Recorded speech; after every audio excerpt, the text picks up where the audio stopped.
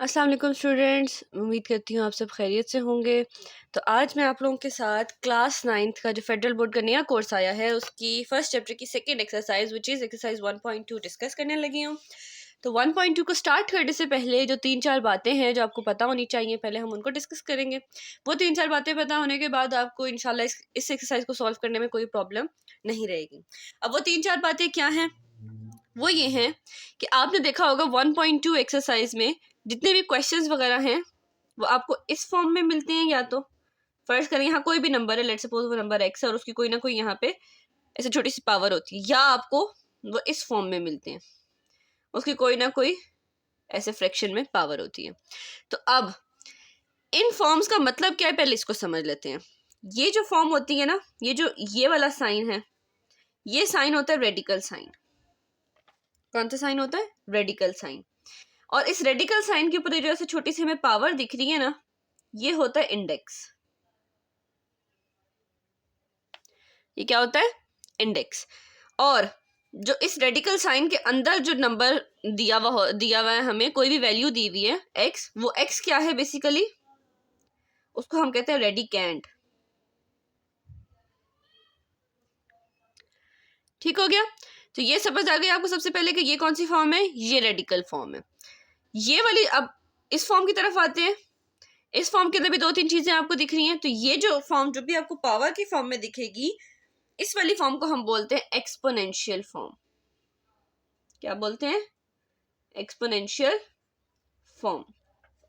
इस चैप्टर के ऑलमोस्ट तकरीबन सारे क्वेश्चंस के अंदर हमने सिर्फ या तो इनकी इंटर कन्वर्जन्स करनी होगी, या जो रेडिकल फॉर्म के कुछ लॉज हैं जो मैं भी आपको बताऊंगी, कुछ रूल्स हैं, उनको अप्लाई करने हैं। अब वो रूल्स क्या हैं? पहला आता है उसमें product rule for radicals. Product rules क्या होता है रेडिकल्स का? बहुत ही सिंपल रूल है। अब वो हमें क्या कहते हैं कि अगर इंडेक्स क्या है? ये छोटी पावर। अगर ये इंडेक्स सेम हो, फॉर एग्जाम्पल एक ये है, इन जनरल हम n और x ले लेते हैं, डॉट, ये मल्टीप्लाई हो रहे हैं आपस में, प्रोडक्ट हो रही है, मल्टीप्लाई हो रहे हैं y। अब इनका इंडेक्स क्या है? सेम है। दोनों का इंडेक्स क्या है? n है। तो आप इनको एक ही रेडिकल के अंदर लिख सकते हैं ऐसे, ये। अब मैं इनकी जगह कोई ना कोई पावर या आपको वो डाल के एग्जांपल दे देती हूँ। जैसे यहाँ फर्स्ट करें 5 है, बाहर पावर 3 है, डॉट, यहाँ भी 5 है, रेडिकेंड 5 है और बाहर इंडेक्स क्या है? 3 है। तो अब दोनों का इंडेक्स सेम है, तो हम इनको एक ही रेडिकल के अंदर लिख लेंगे, एक ही अंडर रूट के अंदर लिख लेंगे, 5 मल्टीप्लाई बाय 5 ऐसे। तो ये है प्रोडक्ट रूल्स रेडिकल्स का। अब नेक्स्ट आता है क्वोशिएंट रूल।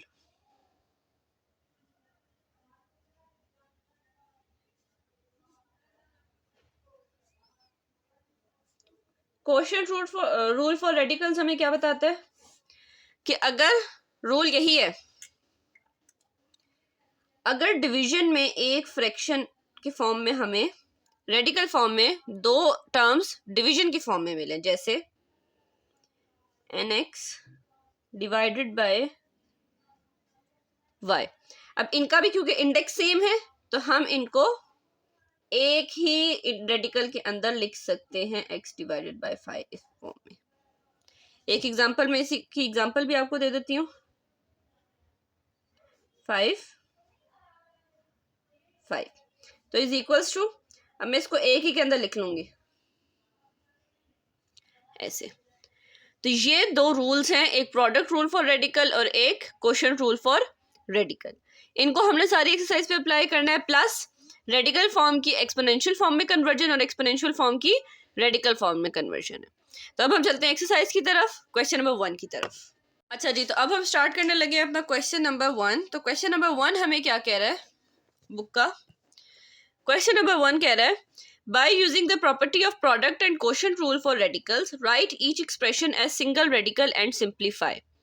यानी आप प्रोडक्ट और क्वोशिएंट रूल जो मैंने अभी आपको बताया उसको यूज करें और क्या करें, हर रेडिकल को सिंपल रेडिकल की फॉर्म में सिंप्लीफाई कर दें। ठीक है, सिंगल रेडिकल बना दें। ये दो रेडिकल्स आपको दिख रहे हैं ना, हर क्वेश्चन में। तो इसको सिंपल रेडिकल यानी सिंगल रेडिकल की फॉर्म में अभी हम कन्वर्ट करने लगे। तो क्वेश्चन नंबर 1, इसका पार्ट नंबर 1 है, इसका इंडेक्स 3 है 6.6। अब जैसे मैंने पहले ही कहा था कि प्रोडक्ट रूल के अंदर क्या होता है, अगर इंडेक्स सेम हो तो हम एक ही रेडिकल के अंदर दोनों वैल्यूज को लिख सकते हैं।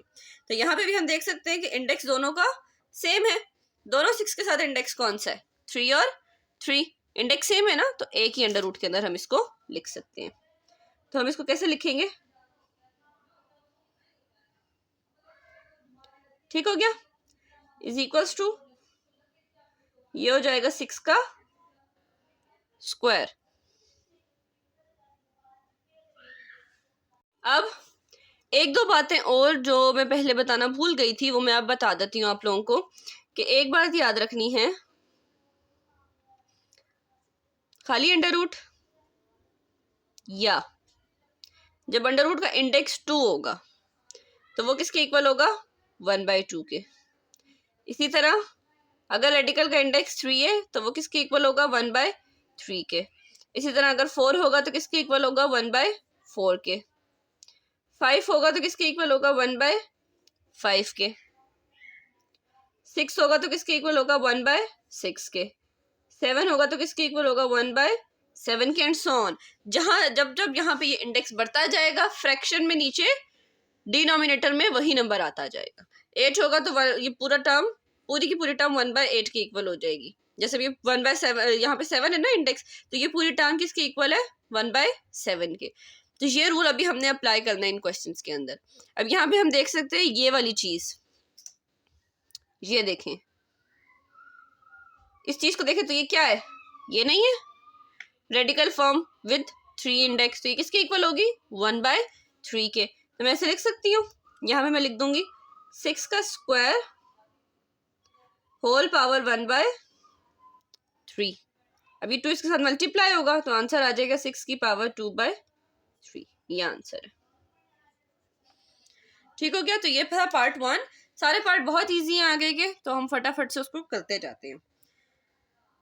अच्छा, एक बात और कि अगर आपका इंडेक्स सेम नहीं आता, ये वाली पावर दोनों रेडिकल्स में सेम नहीं होगी, तो आप प्रोडक्ट और क्वोशंट रूल अप्लाई नहीं कर सकते। प्रोडक्ट और क्वोशंट रूल सिर्फ तभी अप्लाई होता है जब इंडेक्स सेम हो। अब इस क्वेश्चन के अंदर भी हम देखते हैं 5 और 5 दोनों का इंडेक्स क्या है, सेम है ना, तो इसको एक ही हम रेडिकल के अंदर लिख लेंगे, एक ही अंडर रूट के अंदर आ जाएंगे दोनों, ऐसे। अब अच्छा जी, तो अब हम इसको मजीद अंदर वाली पावर्स को कैसे सिंप्लीफाई कर सकते हैं, बहुत सिंपल है। इन दोनों की ना प्राइम फैक्टराइजेशन कर लें रफ वर्क में।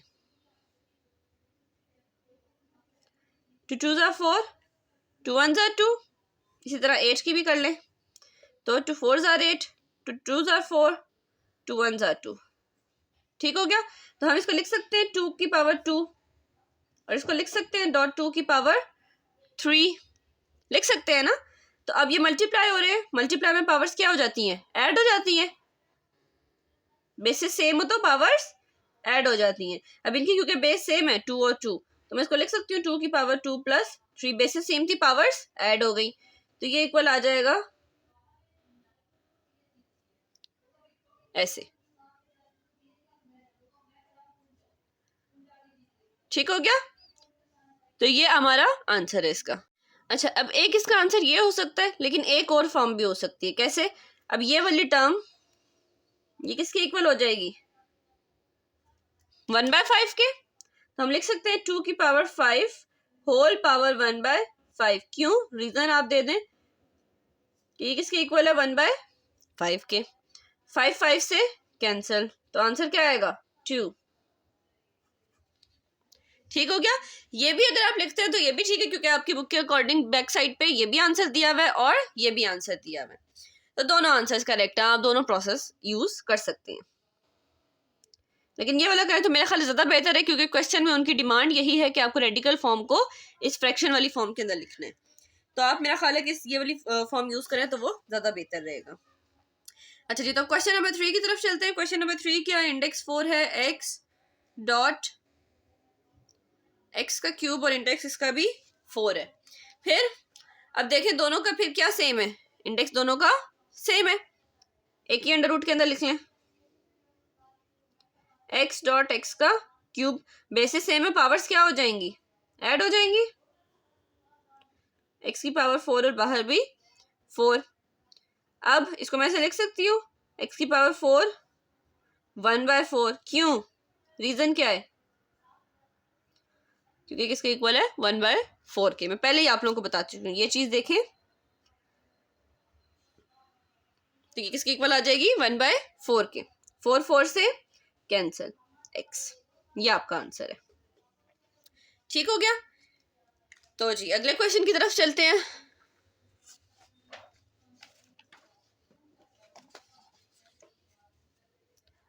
अच्छा जी, तो नेक्स्ट क्वेश्चन हमारा क्या है? अच्छा जी, ये बड़ा अब इंटरेस्टिंग सा पार्ट आया है। ये एक समझने वाली चीज है। जैसे मैंने पहले कहा था कि प्रोडक्ट और कोशेंट रूल सिर्फ तब अप्लाई होगा जब क्या सेम हो, इंडेक्स आपका सेम होना चाहिए। लेकिन इस क्वेश्चन में क्या मसला है, गौर करें तो इसका इंडेक्स क्या है, 1। मतलब यहाँ तो इंडेक्स 3 नहीं है ना, यहाँ पे इंडेक्स क्या है, 3। इंडेक्स दोनों का सेम तो नहीं हुआ, यहाँ तो 3 है मगर यहाँ 3 नहीं है। जब इंडेक्स सेम नहीं होगा तो प्रोडक्ट और कोशेंट रूल अप्लाई नहीं होता। तो हम लिख देंगे कि सिंपली बस लिख दें कि product rule is not applicable. क्यों एप्लीकेबल नहीं है? दोनों के इंडेक्स सेम नहीं है, इंडेक्स सेम होने चाहिए, फिर प्रोडक्ट और कोशेंट रूल अप्लाई होता है। ठीक हो गया? तो अब इसके पार्ट नंबर 5 की तरफ चलते हैं। अब मैं जल्दी जल्दी फटाफट इसके बाकी सारे पार्ट्स करवा दूंगी, क्योंकि आई होप आप लोगों को समझ आ गया होगा। अगर फिर भी कोई क्वेश्चन है तो आप वीडियो को वापस रिवाइंड करके देख लें पीछे से। मैंने बिल्कुल बेसिक से शुरू किया है, एक एक चीज मैंने बताई है वीडियो के अंदर। ठीक है, सेम अब इसके अंदर भी इसका भी इंडेक्स सेम है, तो इसको फटाफट से हम एक ही इंडेक्स के अंदर लिख लेते हैं, x की पावर 7 डिवाइडेड बाई x की पावर 5। जब ये x की पावर 5 यहाँ पे डिवाइड हो रहा है, तो जब ऊपर जाके मल्टीप्लाई होगा तो +5 किस में चेंज हो जाएगा, -5 में। x की पावर 7 डॉट x की पावर -5, ये रूल तो आप सबको पता है। अब बेसिस सेम है तो पावर्स क्या हो जाएंगी, ऐड। तो x की पावर 7 प्लस -5 प्लस माइनस, तो 7 -5, 7 -5 करेंगे तो क्या आएगा, 2 x का स्क्वायर। अब इसको हम ऐसे लिख सकते हैं, x का square whole power 1/4। 2 1s are 2, 2 2s are 4, तो x की पावर 1/2, ये आंसर है। ठीक हो गया? ये था पार्ट नंबर 5। अब है part number 6।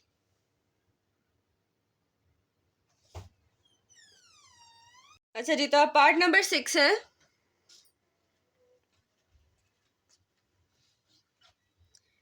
5000 divided by 5।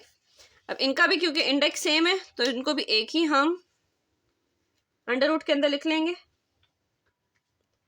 5000 divided by 5। अब इसकी कटिंग होती है, 5 1s are 5 और 1000, तो ये इक्वल आ जाएगा ऐसे 1000 के।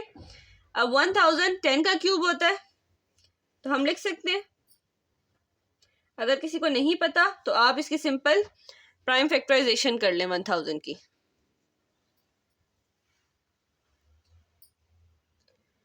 तो 10 से आप इसको सबसे पहले कर लें, तो 10 1s are 10 और 100, 10 1s are 10 and 10 1s are 10, तो ये 10 का क्यूब आ जाएगा। तब हम इसको ऐसे लिख सकते हैं, 10 का क्यूब होल पावर 1/3, 3 से कैंसिल, 10 आंसर। ठीक हो गया? ये था पार्ट नंबर 7। अब है पार्ट नंबर 8। पार्ट नंबर 8 भी बिल्कुल सॉरी, ये था पार्ट नंबर 6 और अब हम करेंगे पार्ट नंबर 7। पार्ट नंबर 7 भी बिल्कुल इसी की तरह है, 500 डिवाइडेड बाय 5 और दोनों का इंडेक्स 2। तो अब इनको हम एक ही अंडर रूट के अंदर लिख लेंगे, 500 डिवाइडेड बाय 5, कटिंग कर लेंगे, ये इक्वल आ जाएगा हमारे पास 100 के। अभी तो सबको पता है कि 110 का स्क्वायर होता है, तो मैं इसको इस फॉर्म में लिख सकती हूँ। अब ये वाली टर्म हम चेंज कर देंगे 1/2 में, तो 10 का स्क्वायर होल पावर 1/2, 2 से कैंसिल, और 10 इसका भी आंसर। अब इसका जो लास्ट पार्ट है वो मैं यहीं पे सॉल्व कर रही हूँ क्योंकि वो सॉल्व होता नहीं है। तो पार्ट नंबर 8 है,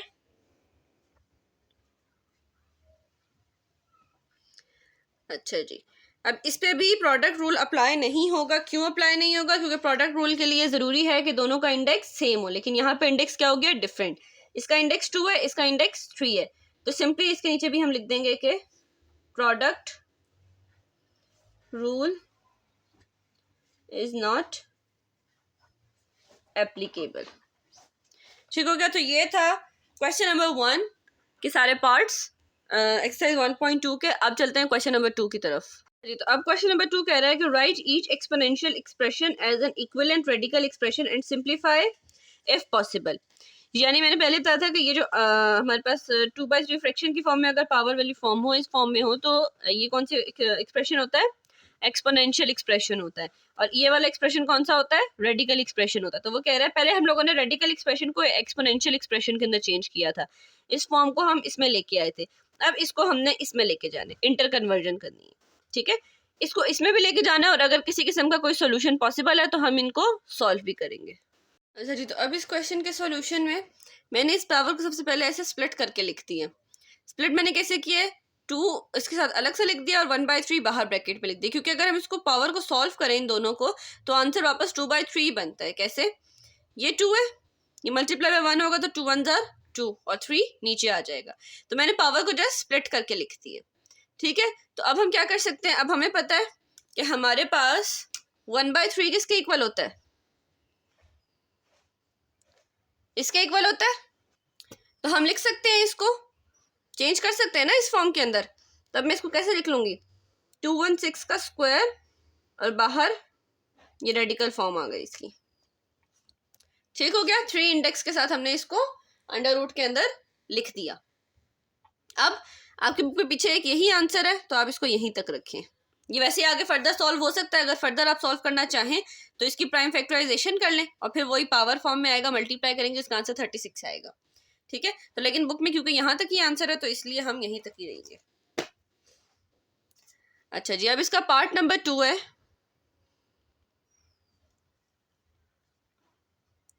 ट्वेंटी 29 की पावर 1/2।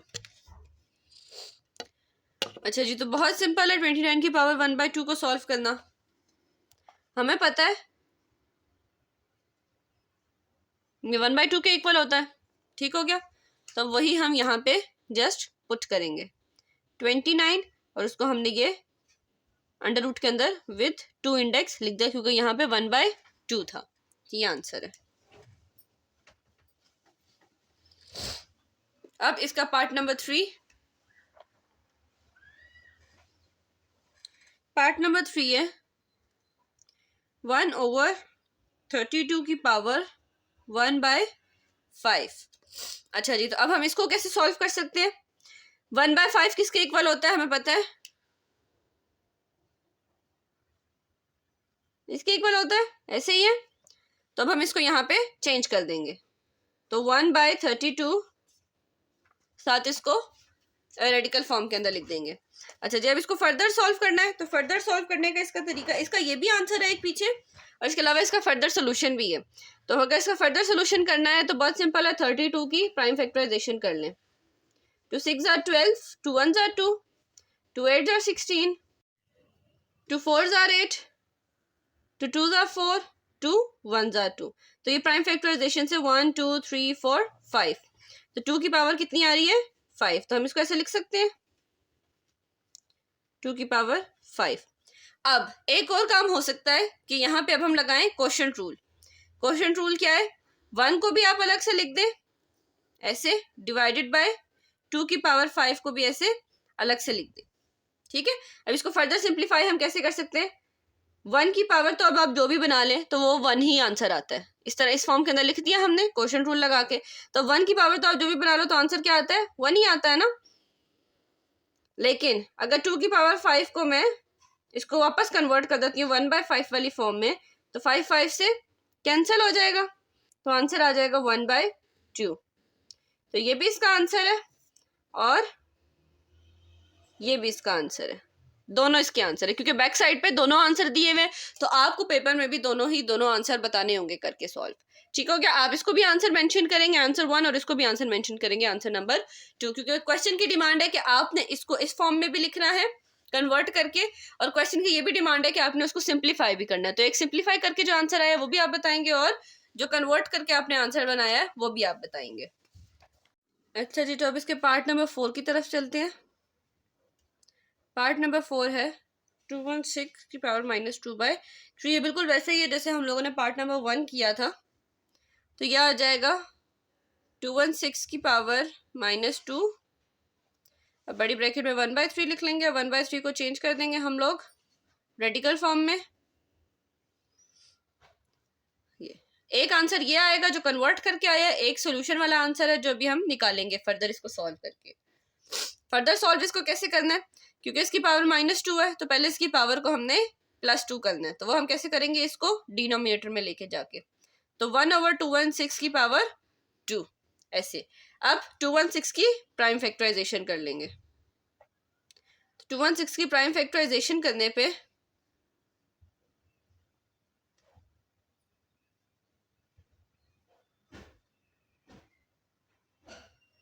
तो 5s are 10, 2 7s are 14, 2 2s are 4, 3 9s are 27, 3 3s are 9 and 3 1s are 3। तो अब मैं इसको किस फॉर्म में लिख सकती हूँ, 1/, ऐसे 2 का क्यूब डॉट 3 का क्यूब और होल स्क्वायर, या इंडेक्स पे 3 आ जाएगा। अब इस पावर को, इन दोनों की पावर को इस 2 के साथ मल्टीप्लाई कर देंगे, तो हमारे पास आ जाएगा 1/2 की पावर 6 डॉट 3 की power 6, 3 2s are 6, 3 2s are 6। अब 1/3 को सॉरी इस रेडिकल फॉर्म को हम 1/3 में चेंज करेंगे, तो 1/2 की पावर 6 डॉट 3 की पावर 6 की होल पावर 1/3। 1/3 को स्प्लिट कर दें, 1 की पावर 1/3 कर दें, एंड देन 2 की पावर 6 डॉट 3 की पावर 6 की पावर 1/3, ऐसे मैंने स्प्लिट करके लिख दिया। अब स्प्लिट करने पे इनकी पावर्स आपस में कैंसिल होंगी, ऊपर खाली 1 रह जाएगा, वो क्योंकि 1 की जो भी पावर हो आंसर 1 ही आता है। तो 2 की पावर 6 डॉट 1/3 मल्टीप्लाई बाय 3 की power 6 dot 1/3, 3 1s are 3, 3 2s are 6, 3 1s are 3, 3 2s are 6, तो 1/2 का स्क्वायर डॉट 3 का स्क्वायर इज इक्वल्स टू 1/2 का स्क्वायर 4, 3 का स्क्वायर 9 और 9 4s are 36। तो ये सॉल्व करके आंसर आया आपका। तो एक आंसर जो हमने ऊपर बताया था ये वाला, ये आया था आंसर हमारा कन्वर्ट करके, और ये जो आखिर में 1/36 आया ये आया आंसर सॉल्व करके। अच्छा जी, तो वो था उसका पार्ट नंबर 4 और अब हम करने लगे हैं पार्ट नंबर 5। तो पार्ट नंबर 5 है हमारे पास 1000 और उसकी पावर क्या है 1/3। तो इसको सबसे पहले तो जब हमने कन्वर्ट करके लिखना है, दो आंसर आते हैं, मैंने पहले भी बताया था आपको, एक हमने कन्वर्ट करके लगाना है और आंसर निकालना है, और दूसरा हमने इसको सॉल्व करके आंसर निकालना है। तो जो कन्वर्ट करके आंसर आएगा वो आपका आएगा ऐसे, इसको सिंपल आप जो है रेडिकल की फॉर्म में लिख लें, इंडेक्स 3 आ जाएगा और ये 1000, ये आपका कन्वर्ट करके आंसर आया। ठीक है, अब इसको सॉल्व कैसे करना है, क्योंकि क्वेश्चन की डिमांड है सोल्यूशन भी करना है, तो सॉल्व करने का तरीका ये है, 1000 हमें पता है किसका क्यूब होता है, 10 का क्यूब, मैं पीछे भी आपको क्वेश्चन में बता चुकी हूँ।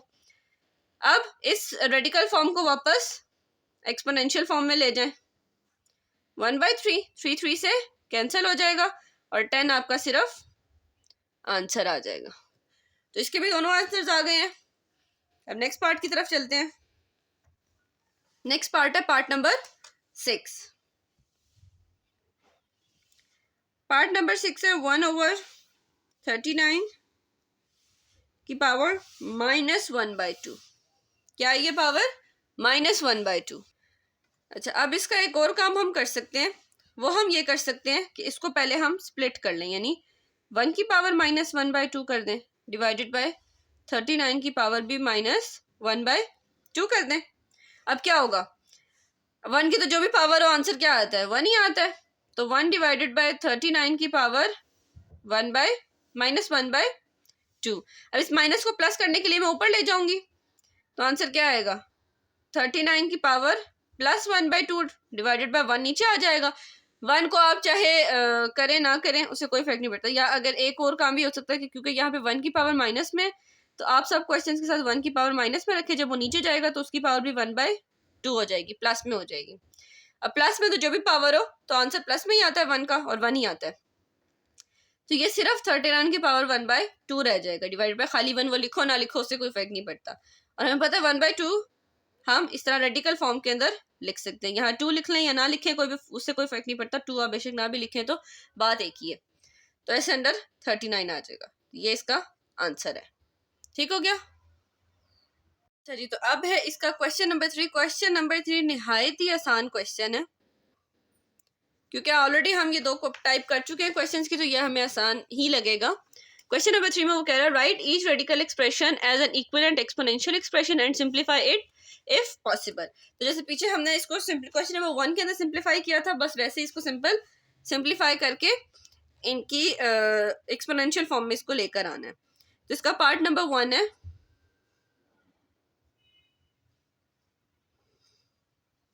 ये तो बहुत ही सिंपल है।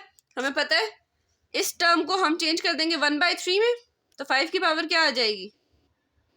1/3, और ये बाहर वाला स्क्वायर एज इट इज रहेगा। अब 2 1 जार 2, तो 5 की पावर 2/3, ये आंसर है पार्ट नंबर 1। पार्ट नंबर 2 की तरफ चलते हैं। पार्ट नंबर 2 है इसका अंडर रूट, इंडेक्स 4 आ जाएगा, 10 रेडिकेंट और बाहर मेन पावर 8। सेम यही काम इसके अंदर भी करना है कि ये जो रेडिकल फॉर्म है इसको 1/4 कर देंगे हम, तो 10 की पावर 1/4 और बाहर मेन पावर क्या होगी? 8। अब ये डिनोमिनेटर में 8, वो न्यूमिनेटर में क्या हो जाएगी? कटिंग हो जाएगी। 4 1 जार 4, 4 2 जार 8, तो 10 क्या स्क्वायर आ जाएगा आंसर। 10 के स्क्वायर को फर्दर सिंप्लीफाई करें तो आप 100 भी लिख सकते हैं, ये भी आंसर ठीक है।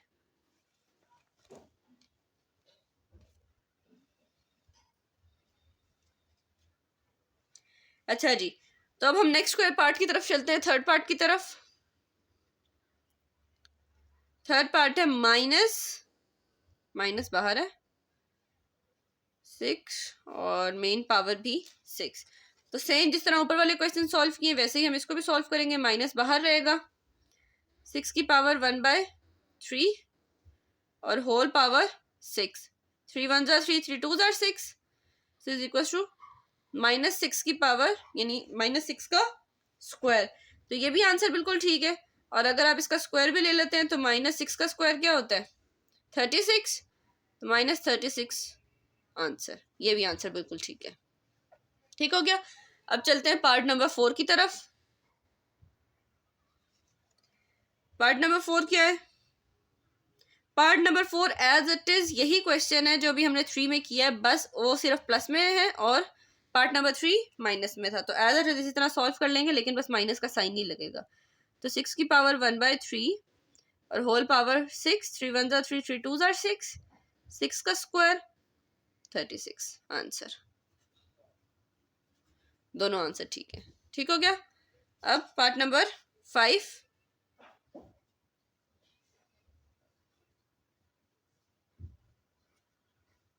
सिक्स की होल सॉरी, ये पार्ट नंबर 5 नहीं है, पार्ट नंबर 4 है, मैंने गलत पार्ट लिख दिया। पार्ट नंबर 5 है